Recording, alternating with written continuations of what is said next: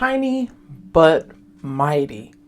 That's how the saying goes. And today we're going to talk about the micro habits that get the job done when motivation just ain't cutting it.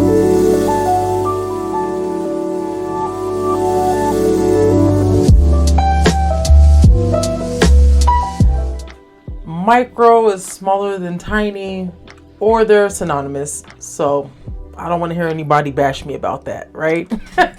Welcome to another episode of Donuts, Coffee, and Tech. I'm your host, Danielle Johnson, also known as the Danielle J, and I am your tour guide when it comes to life hacks, social media, and the Internet of Things. And today, we are going to be talking about one of the topics that makes me super excited. And if you've been listening to the podcast, you'll understand that I'm always very excited about the things that I talk about on the podcast. But this one in particular is the one that takes the cake, right?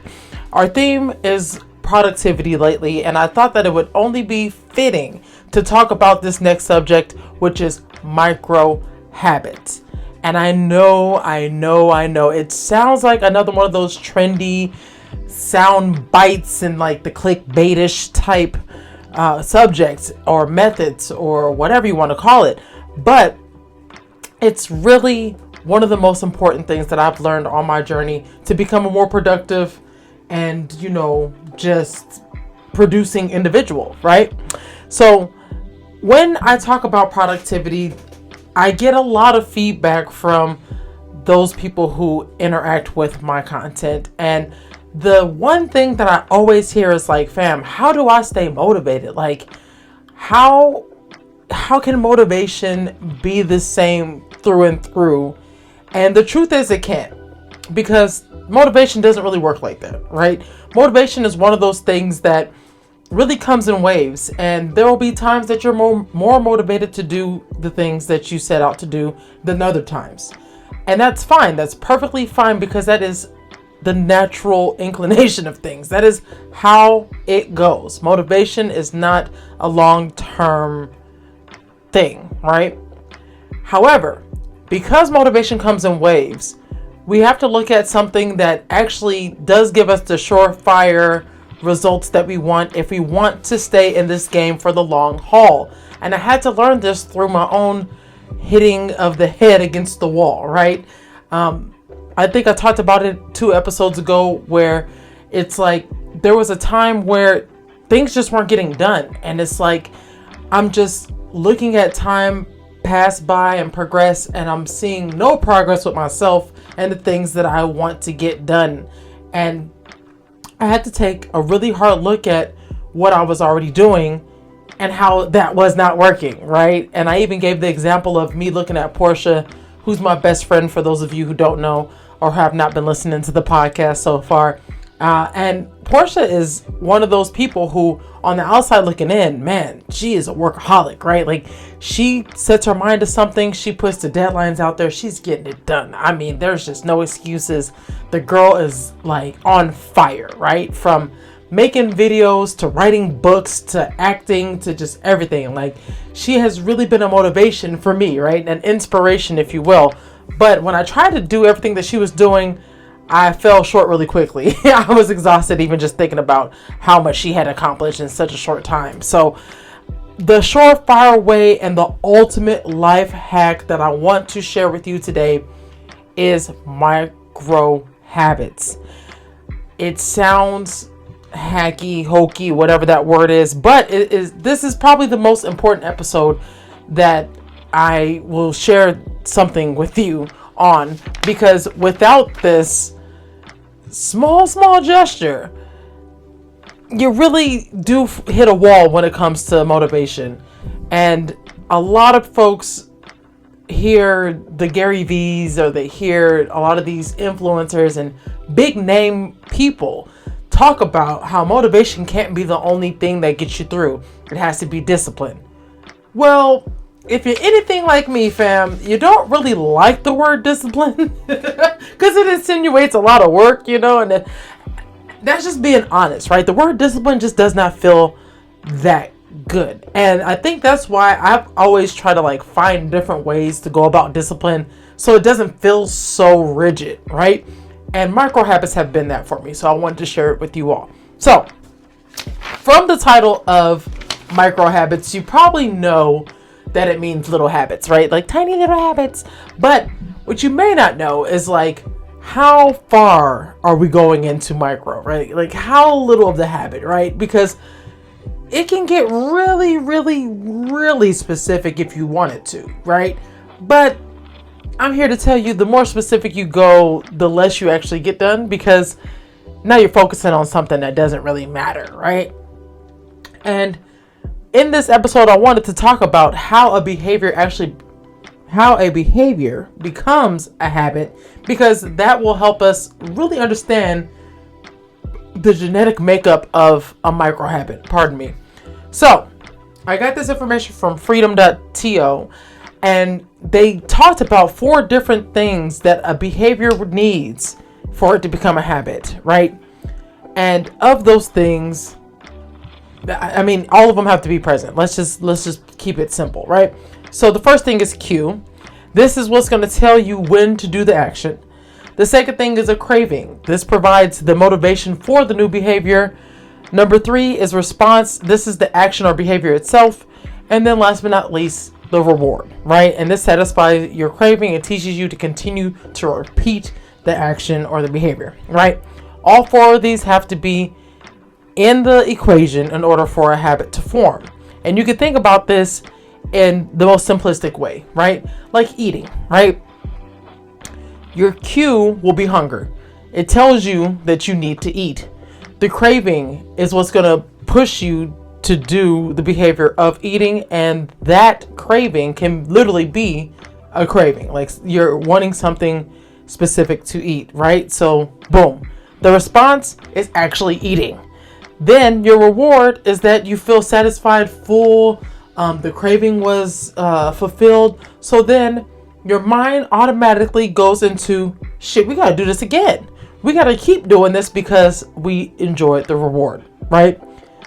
A book that talks about this really, really well is Atomic Habits by James Clear.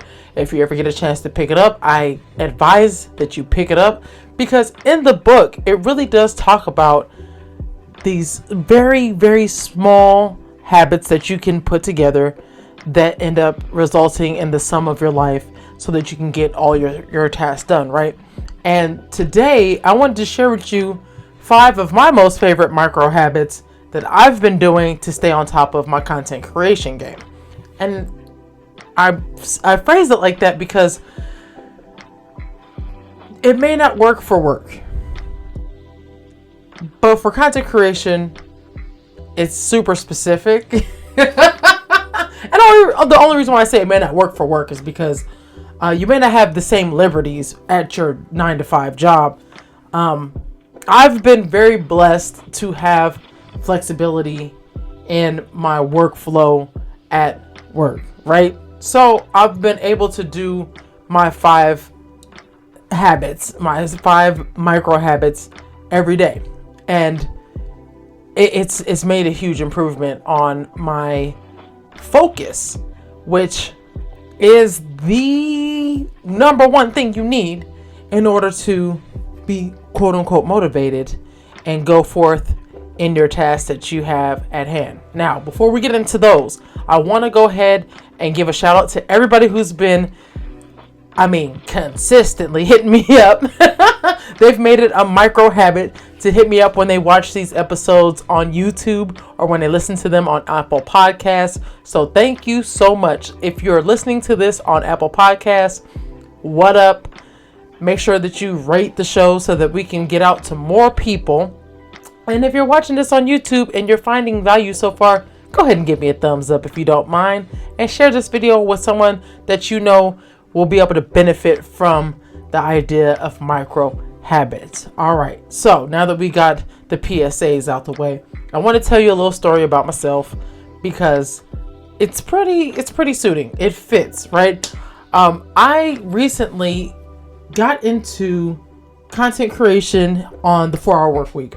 And I talked about it in one of the last episodes of Donuts, Coffee, and Tech, how this formula of the 4-Hour Work Week and all these principles surrounding the 4-Hour Work Week were always really awesome to me. And I've always thought that these principles were great, but I never put it into application when it came to any of my workflow, right? So recently I put those things into application, and it's been working out for me tremendously. I'm actually recording this video on my recording day that I've set up for the 4-hour work week or whatever.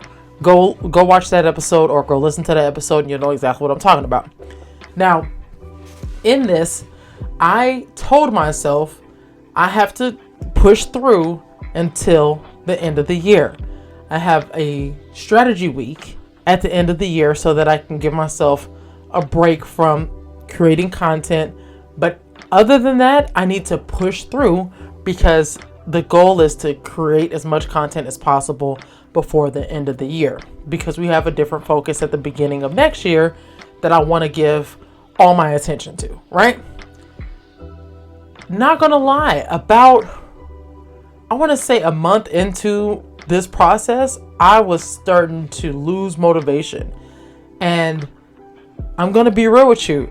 I was using my planner, which a lot of you know from my YouTube videos. I have the high performance planner, which, I mean, it does such a great job of keeping you honest, because you have these morning mindset prompts, you have these evening journal prompts, and then you have your actual day in between.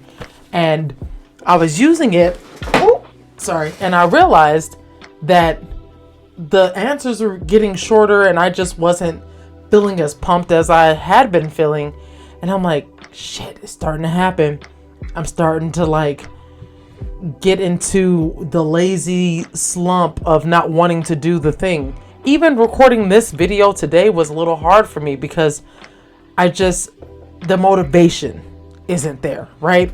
So that's when I started looking into motivation a little bit deeper to see like, what is motivation exactly and why do we lose it? You know, like, wouldn't you think that a person would be extremely motivated to go after their goals and like wreck shit and keep the party going when it comes to their life, you know, their ambitions, their purpose? You know, you would think that that would be enough to keep a person motivated, right? But the answer, and the short answer, is it's not. You know, motivation is like emotion, right? And it may even be an emotion. I just don't know which one it is specifically. And when I say that, I mean that motivation really is a circumstantial feeling, right? If everything's in alignment, if everything's going according to plan, if everything is in place, motivation is easy to attain because it's a natural next level state of being. If you had a good day at work, if you were on time getting to work and getting home from work, if you walked your dog and your dog is feeling good and you ate well for the day, you got enough rest the night before, motivation's not that hard to get, you know? It's on the days that you're running late for work, your coffee wasn't made right when you got it from Starbucks, you're just literally pulling at straws trying to figure out something at work. Maybe somebody's getting on your nerves, or the kids are acting up, or your partner's just not really hearing you that day. And I mean, it's just like all these different things that could potentially go on in a day. And that's when it's really hard to find motivation, because our natural design is to gravitate towards the greater emotion that we feel.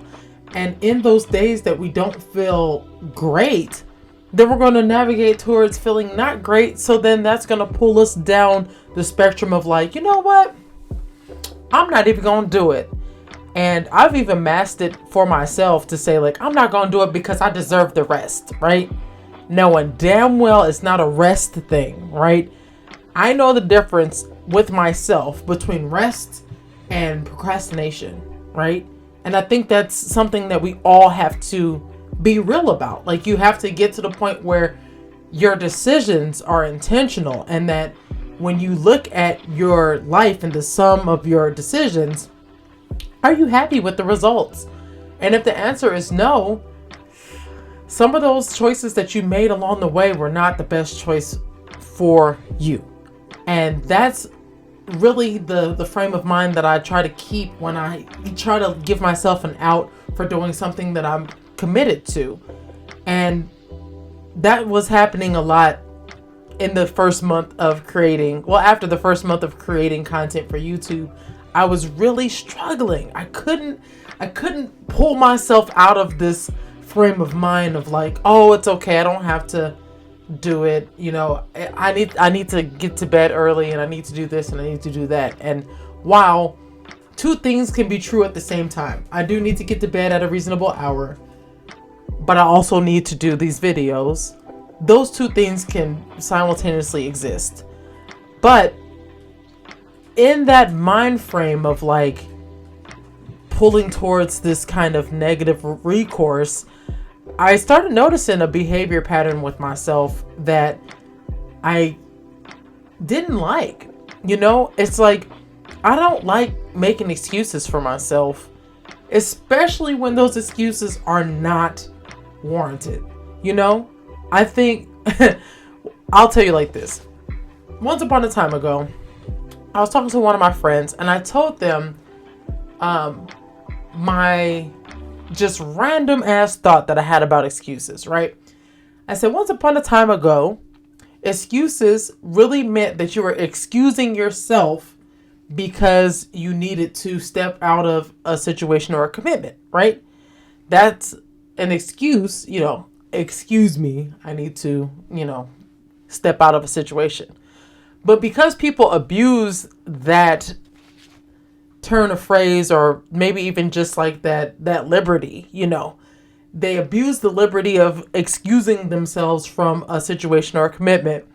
Now excuses are looked at as a bad thing, right? It's like, oh, you're making excuses. Look at you making excuses for why you couldn't do X, Y, Z, right?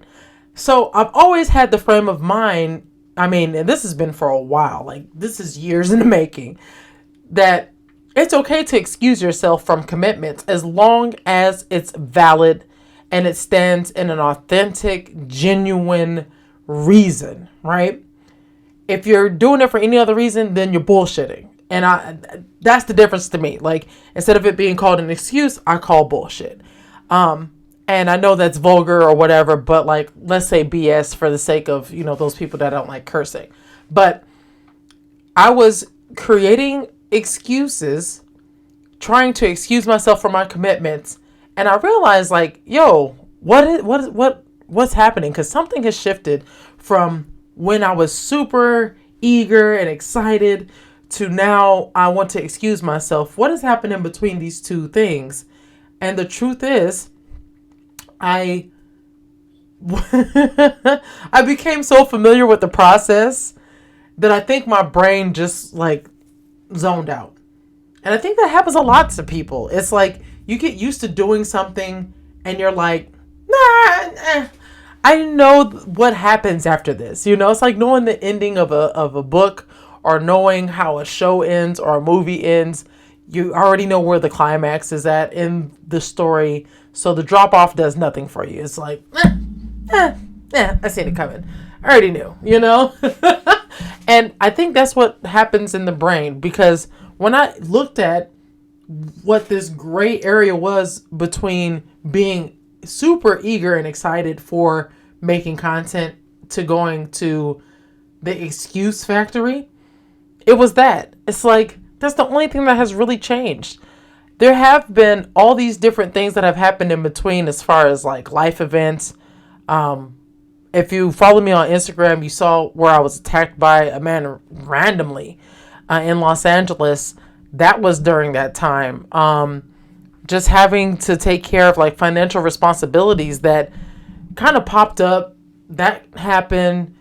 Work being stressful. That happened. There's just so many things. If I wanted to tally it up, I'm sure it can look on paper like, yo, shit was happening. So that's why we're trying to like back out of it, because you had things happening. But the truth is, those things weren't what was making me unmotivated. Like, none of those things really were the difference in my motivation levels. So I had to be real with myself and say, all right, fam, what's good, and what's happening. And that's when I did my research on what motivation actually is and found how similar motivation is to just raw emotion.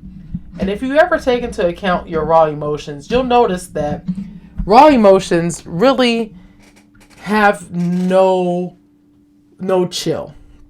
They have no chill. Raw emotions do what they want to do. They are really the brats of all existence. They show up when they want to. They do what they want to. They just do whatever. Like that's how emotions do, right? And motivation does the same thing, right? It'll come in waves. It'll do what it wants to, and it'll leave whenever the hell it wants to. So it's in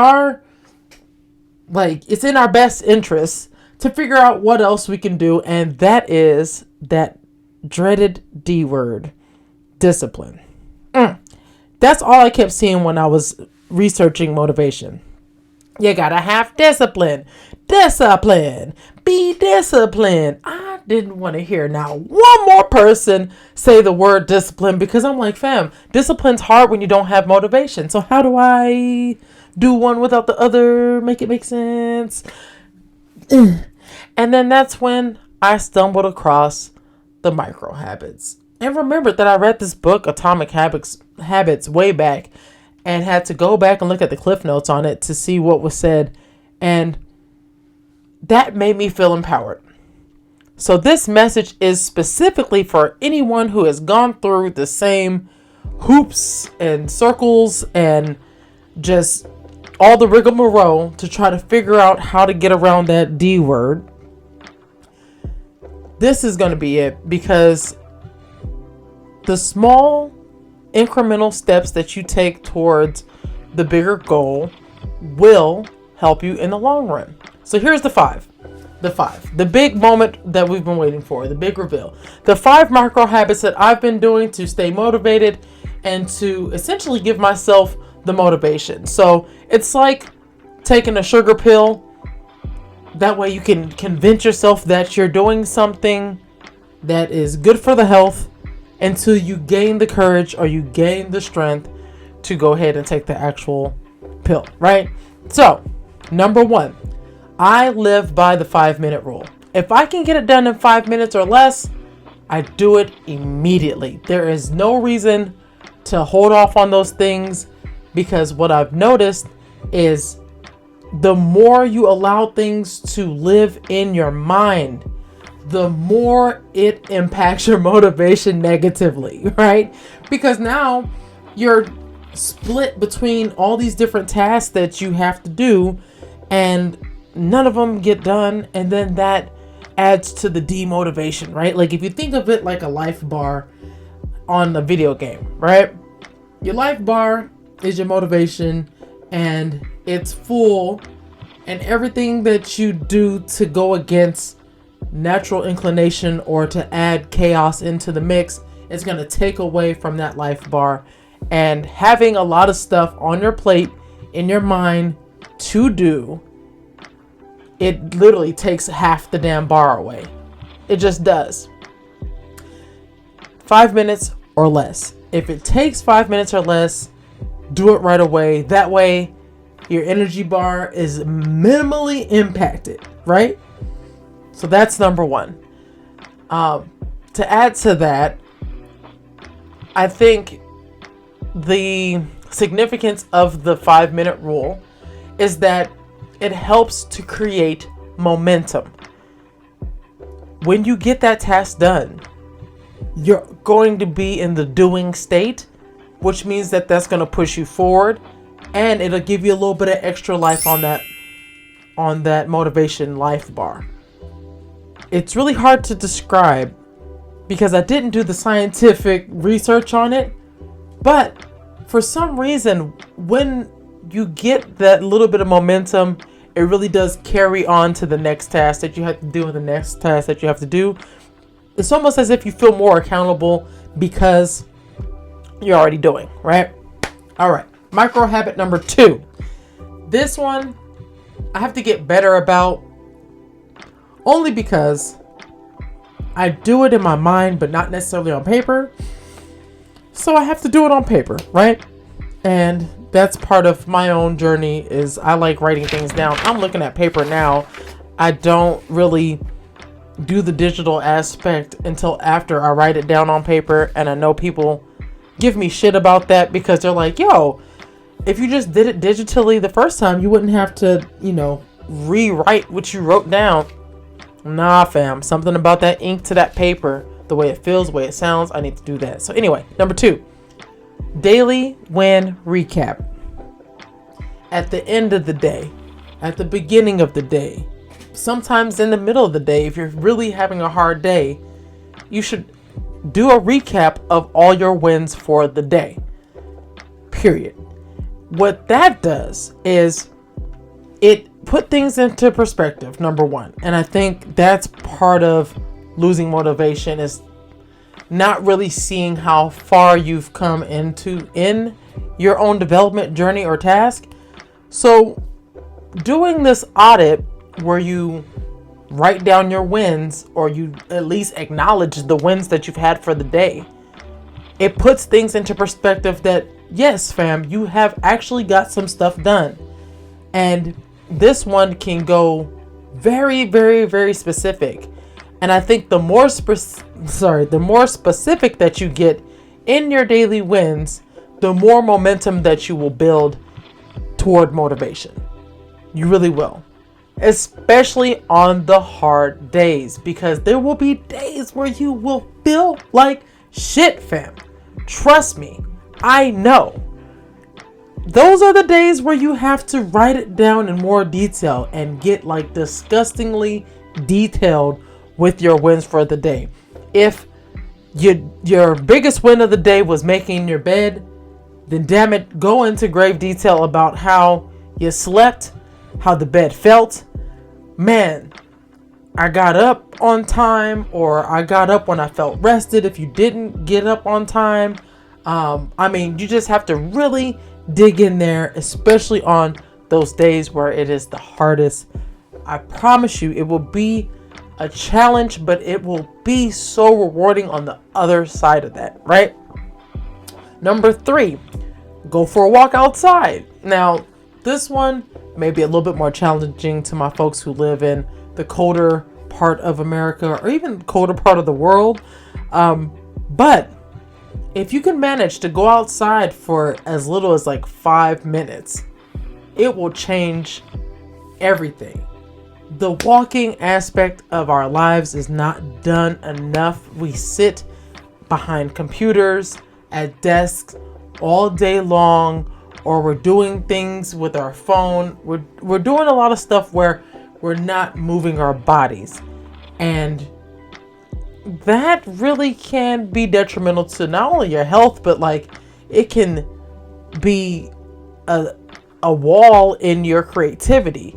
So it's super important that we get the movement going, if not for any other reason, but to get a fresh mind about the things that we may be stumped on.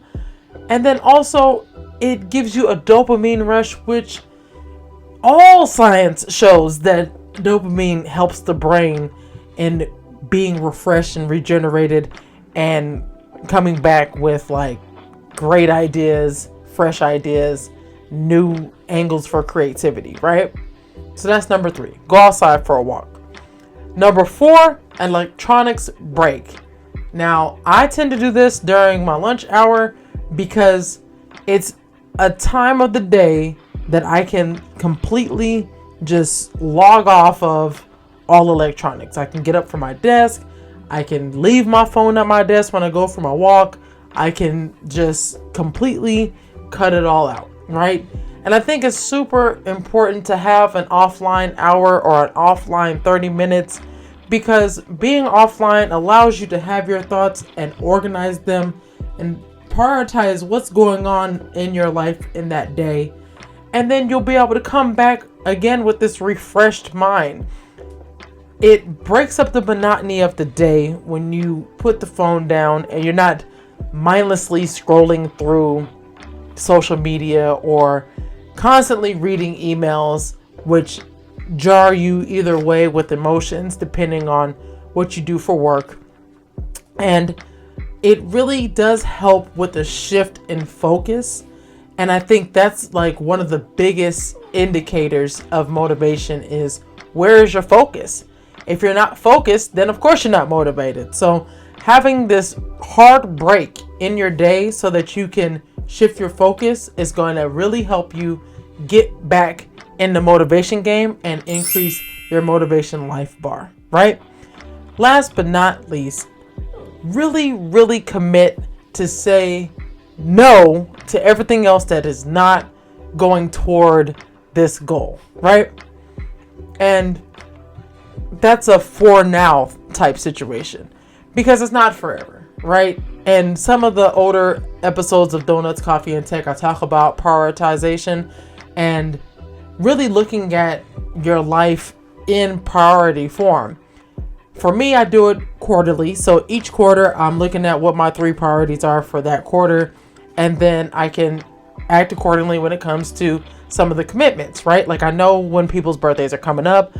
I always do something for my birthday. So I know that the month of June will be hard no for some commitments when it comes to content, you know? So just knowing those things ahead of time will allow you to commit to your goal and say no to those things that do not serve the goal. Now, also, this helps tremendously with this fear of missing out. I really do feel like a part of us wants to be a part of other things, and it becomes more amplified when we commit to one thing. This is the reason for a lot of people really going crazy when it comes to this content creation. Like, you'll see people go 110% in, lose friends, have beef with their family, all that stuff like that, because they don't put an end date on that craziness. But on the flip side, you'll see people not get into content creation because they feel like they're going to miss out on living. And albeit there is some sacrifice, I just feel like you have to put the expiration date on the extreme focuses. That way you can have these short sprints of getting things done. And then your mind will know, like, hey, listen, this is a temporary state of mind. It's the same way that school works. That's why there's winter breaks, fall breaks, spring breaks, and all that. You can't just push all the way through to the end. Otherwise, you would probably be able to get a 4-year degree in about 1.5 years, right? So the importance of setting up the expiration date on the sprint is probably just as important as all the other micro habits that I talked about today. It also allows us to like build this habit of like compartmentalizing our time and time blocking appropriately for our creative work, so that we can just ease into these things and not have to think about it at all. So like for me, I have my time blocks for when I'm going to do this type of work of, sitting in front of a camera. That's all blocked out, so I don't have to think about it ahead of time. I know for a fact on Mondays I have to do the recording for Donuts, Coffee, and Tech and my YouTube videos, so it's already planned out ahead of time. It may change because of just commitments, right? That happens. You have to adjust and, get things in alignment with each other or whatever. But at the end of the day, the less I have to think about that part of it, when am I going to do it? When am I going to do it? The better it is for me in the long haul. And it also gives me an expiration date on how things need to happen. So I don't leave it open. I don't say, oh, well, I'll do content this week. No. We do our creating on Mondays. Mondays are for creating, right? Wednesdays are for drops. Tuesdays are for editing, or however you divvy up the work for yourself. But that really falls into making the commitment and saying no to everything else for now. I really want to stress making that expiration date for the sprint, because making an expiration date for the sprint allows you to stay in the game longer. It means it's really the difference between staying in the game and falling off completely. And I know it from my own experience, because I wasn't putting expiration dates on my sprints. I was putting 110% into different parts of my business, my content creation, all the things that I love, but it was not sustainable because I was still trying to sprint. It's like marathons, you jog, and then you have short sprints so that you can, make better time. But if you sprint the entire marathon, fam, you might fall out and die. Like, that might be a thing. So I want to put emphasis on that micro habit of putting an expiration date on the sprint, just because that's the one that has really made a difference in my own approach to content creation and even just my life in general. It's like knowing that the time, the space, the season, all these things all have expiration dates. It's not forever. And because it's not forever, you have to look at it with the eye of the tiger, obviously. No, not the eye of the tiger. No, you have to look at it with the eye of the long haul, right? Knowing when the sprint season is and when the hibernation season is and when the marathon is going on, all these different things. And it's all terminology, so it'll be different for each person, but you get what I'm saying, right? Listen, everybody has a different process for how they're managing their life. And I know if you're listening to this right now and any of it has resonated with you, it's probably because you were just like how I was when I was really hitting my head against the wall trying to figure out how the hell can I stay motivated for all these tasks at hand. I have a lot that I want to accomplish in my lifetime. And instead of trying to compound everything that I want to accomplish in my life in a year, I've had to really be honest with myself about like spreading it out, making sure that I'm giving myself enough time to rest, making sure that I'm doing the little things every day so that I can have it all add up to the big goal at the end of everything. And it was really hard for me. And if it's hard for you right now, I just want to empower you and let you know, like, fam, there's a light at the end of the tunnel. You just have to create a system that works for you. And I really do believe that the micro habits that I shared in today's episode will push you in that right direction. Micro habits have literally been the difference between me showing up and me not. Because if you've been following me for a while, you've seen those seasons where I would not show up at all. And I've gotten emails of concern. I've gotten Facebook Messenger messages and tweets and all kinds of stuff asking like, hey, where's this at? Whatever happened to that? And I felt like crap when I would get those messages because it was like, yeah, man, I was going so hard in the paint. I was going hard in the yard. I was doing my thing. And then I just stopped. And looking back, it makes sense why I would stop. It's because I didn't properly plan for the sprint. I didn't put an expiration date on it. And I wasn't doing the micro habits so that I could make sure that all the tiny efforts that I was making was adding up to the larger goal. So if I have to leave you with anything, I'm going to leave you with this. Small but mighty is really our focus in doing these small habits. And if you haven't read Atomic Habits, go pick up the book. Freaking phenomenal. It's on Amazon. It's on Audible. There's so many different ways that you can get this book. However you get it because it will change your life for the better. And I really hope that this episode empowers someone to keep trying, right? Keep going forth and know that you're not alone, fam. Like, your frustrations, your lack of motivation, it's all natural. It's really a human thing. However, you have to make the decision. It has to be your decision on whether or not you're going to keep going with whatever it is that you want to see to the end. And I'm really hoping that this episode helps somebody make that decision of like, yo, I'm going. I'm going to see this through, my boy. I'm going to see this all the way to the finish line. And if I can help one person, then I've done my job effectively, and that warms my heart. So, all right, listen, I'm gonna go ahead and leave y'all off on that note because we don't need a whole bunch of time to keep reiterating the things, because we're all here to get shit done. So let me give you your time back and say thank you so much to everybody who has already subscribed to the YouTube channel.